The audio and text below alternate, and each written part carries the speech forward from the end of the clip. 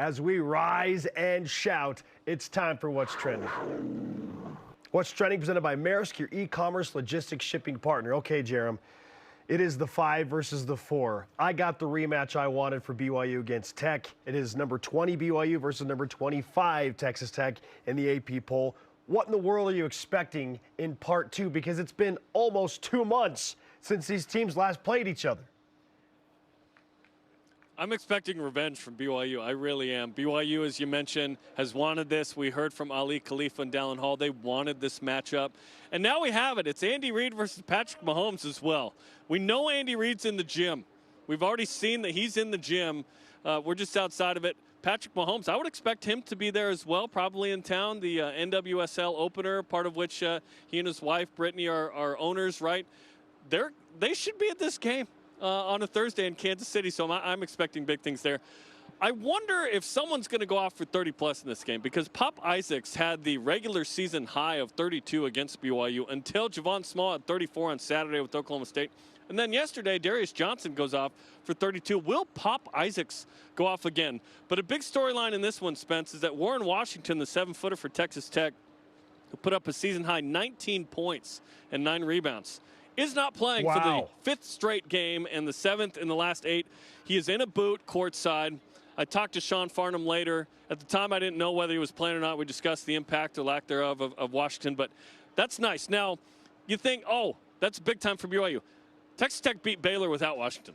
So they're still very capable in a lot of ways. Darian Williams is a very good player, 3rd team all-conference. He's 3rd in the league in rebounds. So you're going to have to handle him in the post with Foose and Khalifa, of course, as well. But I feel like BYU's ready for this. A motivated BYU, when people don't think they can necessarily do it, has been really good this year.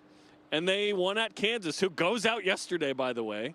And other little breaking news, Mike Boynton Jr. out at Oklahoma State, multiple reports this morning. So a lot buzzing here in Kansas City. But what do I expect? BYU with some payback, some revenge, and to get to the semis against Houston tomorrow night. Okay, Jarom, because you're there and you have been with BYU's team, I just want to throw another question right back to you, because this is essentially the pregame show, courtesy of BYU Sports Nation. You already gave us the news that Warren Washington is not going to play, that's big, especially when you consider the 19 points that he did score against BYU and the Red Raiders win in Lubbock back in January.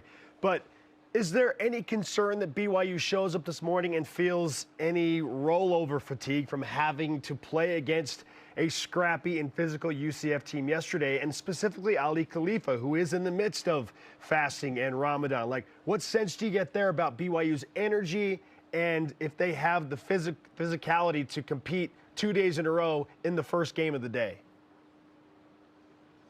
I wonder what role it being in the morning will have on this, because BYU's been practicing. It's in the morning. It's the first game of the day. But like you mentioned, that can be a challenge also. Although yesterday BYU shot the lights out, 14 threes. I said 13. I thought that was pretty high. I was off. It was 14, baby. Richie Saunders was amazing in the second half. I think the depth of BYU could really be flexed here. Although Texas Tech has great depth as well. They're very similar to BYU in that they have 7 dudes that average 8 or more points per game. They don't rely on Pop Isaacs to always just be the guy, right? BYU doesn't say, hey, Jackson Robinson, you got to be the guy off the bench every game. Jackson kind of struggled yesterday. It didn't really matter.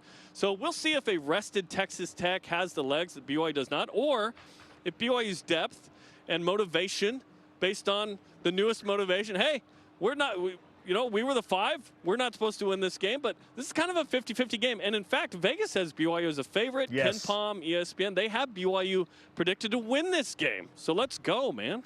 And that leads us naturally into our question of the day. BYU, you mentioned, is a clear favorite, 2.5-point favorite, according to our friends in the desert. 58% chance specifically to win, according to Ken Pomeroy's index. So we're asking everybody else, do you expect BYU to beat Texas Tech and get to the Big 12 semifinals, which, mind you, Jarom, if BYU does win this game, now they become a legitimate contender to be a 4 seed in the NCAA tournament, which is wild. And maybe the location is Salt Lake City.